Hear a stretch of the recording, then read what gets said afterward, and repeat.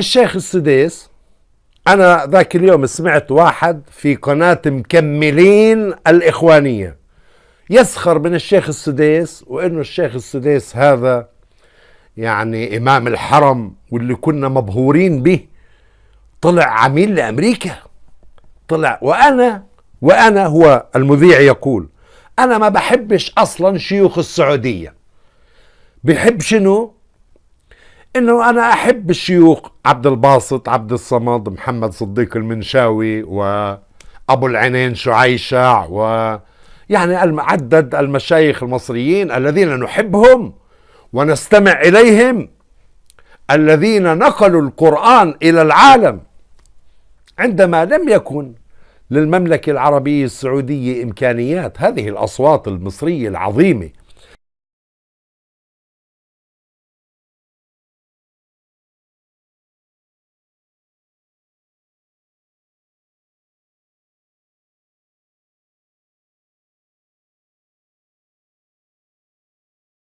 The deal with Saudi Arabia, and I couldn't get an answer on specifically how we were monitoring their support, their continued support of the exportation of Wahhabism, Salafism, and the terror that goes along with that fundamentalist view of Islam around the globe. Do you know of any metrics that the department is following to support their claim that they are working on that? How are we gauging that? How are we going to determine whether they're following along with that portion of the agreement?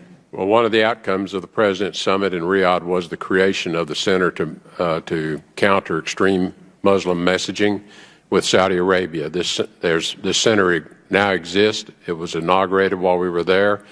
The center has a number of elements to attack extremism around the world. One of the elements that we are visiting with them about, and they have already taken steps, the Saudis, is to publish new textbooks that go into the schools that are in the mosque around the world.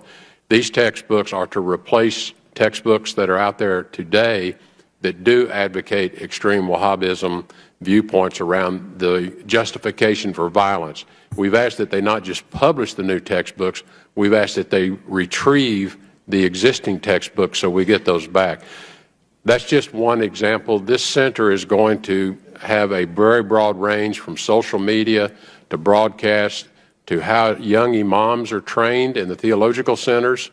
And we are working with them today with the establishment of the new center. What are the measures that we will hold ourselves accountable to? That is one of the charges that the State Department is working with the Saudis and others as we bring this center up to an operating level. بسم الله الرحمن الرحيم. الحمد لله الصلاة والسلام على رسول الله. أما بعد، فمن مكارم ومآثر ومفاخر المملكة العربية السعودية تواجدها في كل ميدان ومحفل في الدعوة إلى التواصل الحضاري بين الحضارات والثقافات والشرائع ليتكامل الجميع في خدمة الإنسانية والبشرية جميعا من خلال حفظ الدين والنفس والعقل والعرض والمال وتحقيق المصالح والاجتماع على القواسم المشتركة في إحقاق الحق وإرساء العدل والقيم وتحقيق الأمن والسلم الدوليين. ولهذا جاء هذا المؤتمر الذي تحقيق الأمن والسلم الدوليين وحفظ الأموال والأعراض للمجتمع الدولي كله. هذا أنت على شنو معترض؟ على شنو معترض؟ يا حقير يا واطي، على شنو معترض؟ Mike Preisner. I joined the Army, left for basic training on my 18th birthday in June of 2001. I was assigned to the 10th Mountain Division, and in March of 2003, I was attached to the 173rd Airborne Brigade and deployed to northern Iraq. So when I first joined the Army, we were told that racism no longer existed in the military. A legacy of inequality and discrimination was suddenly washed away by something called the Equal Opportunity Program. We would sit through mandatory classes, and every unit had this EO representative to ensure that no elements of racism could resurface. I began to hear new words like towel head and camel jockey and the most disturbing sand nigger. And these words did not initially come from my fellow soldiers, but from my superiors, my platoon sergeant, my company first sergeant, battalion commander. All the way up the chain of command, these terms, these viciously racist terms, were suddenly acceptable. And I noticed that the most overt racism came from veterans of the first Gulf War. And those were the words they used when they were incinerating civilian convoys. Those are the words they used when this government deliberately targets civilian infrastructure, bombing water supplies, knowing that it would kill hundreds of thousands of children. Those are the words the American people used when they allowed this government to sanction Iraq. And this is something that many people forget, and we can't forget, is that we've just learned that we've killed over 1 million Iraqis since this invasion, but we already killed 1 million Iraqis in the 90s through sanctions and bombings prior to this invasion. So the number truly is much higher. But when I got to Iraq in 2003, I learned a new word, and that word was Haji. Haji was the enemy. Haji was every Iraqi. He was not a person, a father, a teacher, or a worker. And it's important, we've heard this word a lot during Winter Soldier, but it's important to understand where this word came from. And to Muslims, the most important thing is to take a pilgrimage to Mecca. It's the Hajj. And someone who has taken this pilgrimage is a Haji. And it's something that in traditional Islam is the highest calling in the religion. So we took the best thing for a Muslim and made it into the worst thing. But history did not start with us, and since the creation of this country, racism has been used to justify expansion and oppression. The Native Americans were called savages, the Africans were called all sorts of things to excuse slavery, and Vietnam veterans know of the multitude of words used to justify that imperialist war. So Haji was the word we used. It was the word we used on this particular mission I'm going to talk about. And we've heard a lot about different raids and kicking down the doors of people's houses and ransacking their houses. But this mission was different, a different kind of raid. I never got any explanation for these orders. We were only told that this group of houses, 5 or 6 houses, were now property of the US military, and we had to go in and make those families leave those houses. So we went to these houses and informed the families that those homes were no longer their homes. We provided them no alternative, nowhere to go, no compensation. And they were very confused and very scared and did not know what to do and would not leave. So we had to remove them from those houses. One family in particular, a woman with 2 small girls, a very elderly man and 2 middle-aged men. We dragged them from their houses and threw them onto the street. And arrested the men because they refused to leave, arrested the old man, and sent them off to prison. And at that time, I didn't know what happened to people when we tied their hands behind their back and put a sandbag on their head. But unfortunately, a few months later, I had to find out. We were short interrogators, so I was assigned to work as an interrogator. And I oversaw and participated in hundreds of interrogations. One in particular I'm going to share with you. It was a moment for me that really showed me the nature of this occupation.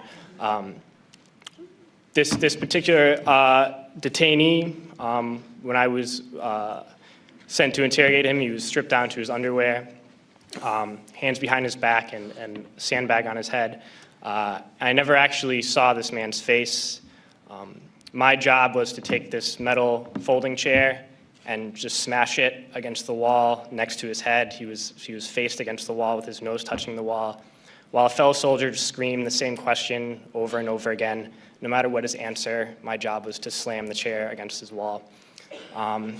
We did this until basically we got tired, and I was told to make sure he stood against the wall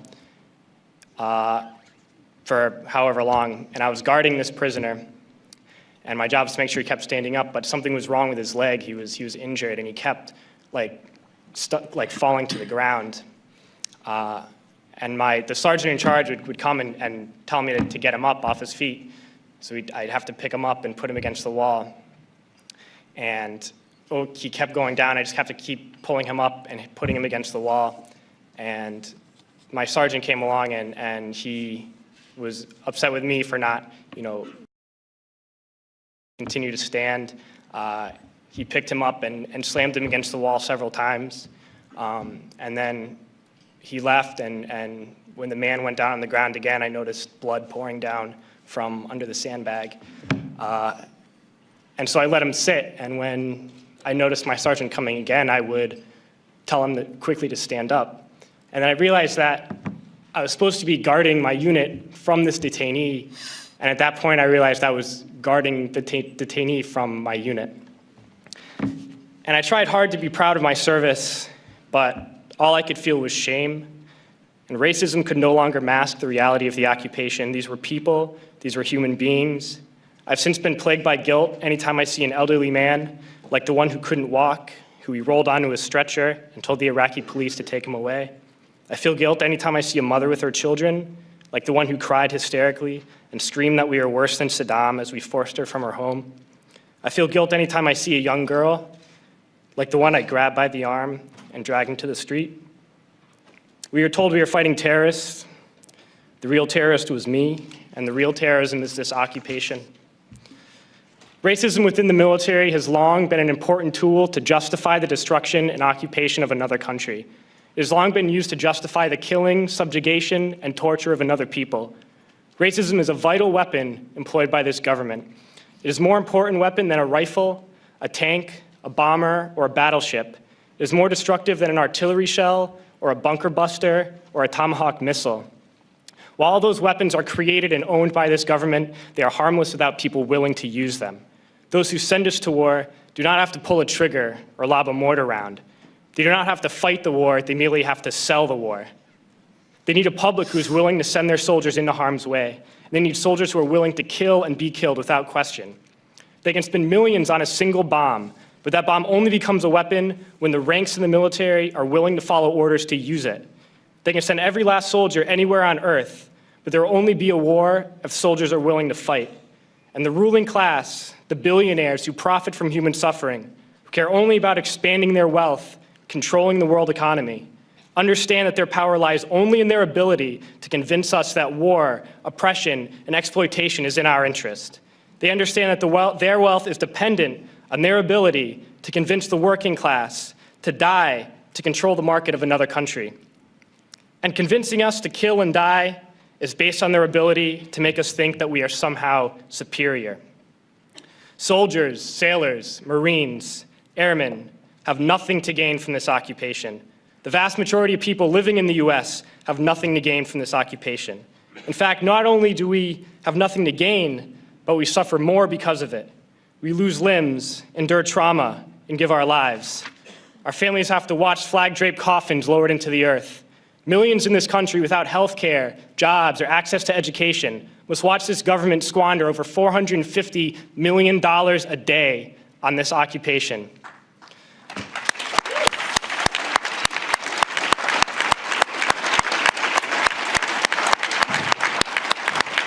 Poor and working people in this country are sent to kill poor and working people in another country to make the rich richer. And without racism, soldiers would realize that they have more in common with the Iraqi people than they do with the billionaires who send us to war.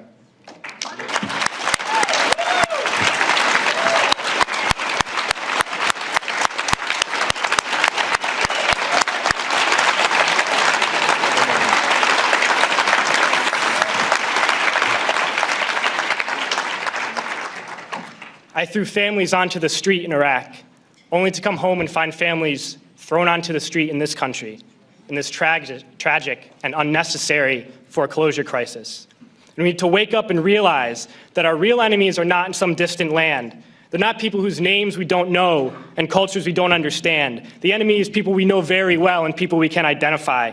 The enemy is a system that wages war when it's profitable. The enemy is the CEOs who lay us off from our jobs when it's profitable. It's the insurance companies who deny us health care when it's profitable. It's the banks who take away our homes when it's profitable. Our enemy is not 5,000 miles away. They are right here at home. And if we organize and fight with our sisters and brothers, we can stop this war, we can stop this government, and we can create a better world. جهود رابطة العالم الإسلامي، وهي المنظمة الشعبية العالمية التي تجمع المسلمين وغير المسلمين فيما يفيد البشرية والإنسانية.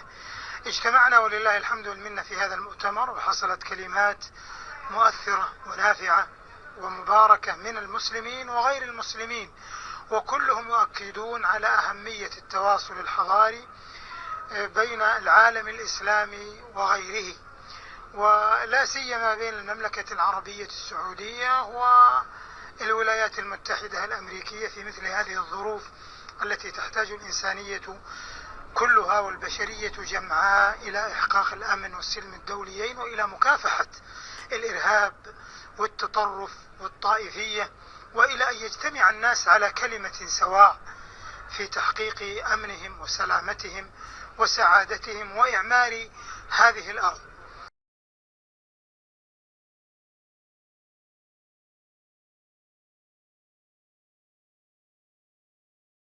السائل في آخر أسئلته يقول: سماحة الشيخ، من نواقض الإسلام مظاهرة المشركين ومعاونتهم على المسلمين، نرجو أن توضحوا لنا ذلك، وهل كل الطوائف غير المسلمة تدخل في ذلك؟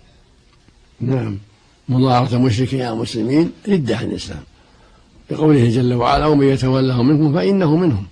كون يظاهر كفار من النصارى أو اليهود أو الشيوعيين أو غيرهم ضد المسلمين وينصرهم على المسلمين، هذا تولي للكفار وردة عن الإسلام، نعوذ بالله. نعم، كما نص على ذلك أهل العلم في باب حكم المرتد، نسأل الله العافية.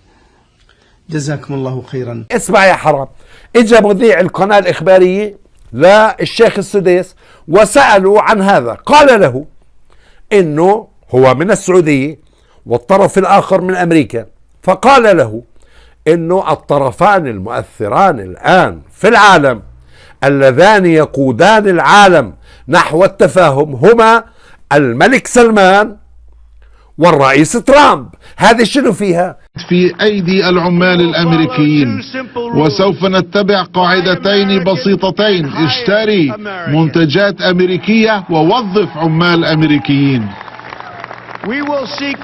سوف نسعى لتشكيل صداقات مع دول العالم، ولكن نفعل هذا مع الفهم أنه من حق كل الدول أن تضع مصالحها أولا.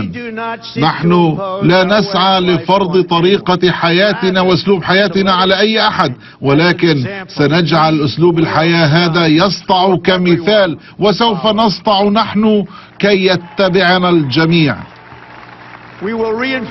سوف نعزز التحالفات القديمة ونشكل تحالفات جديدة، ونوحد العالم المتحضر ضد الإرهاب الإسلامي المتشدد الذي سنستأصل شأفته من على وجه الأرض.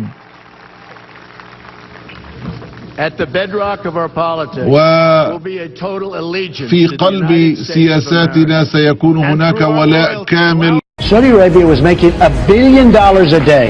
We defend Saudi Arabia. They wouldn't even be there. Remember the Iraq War, the first Iraq War, right?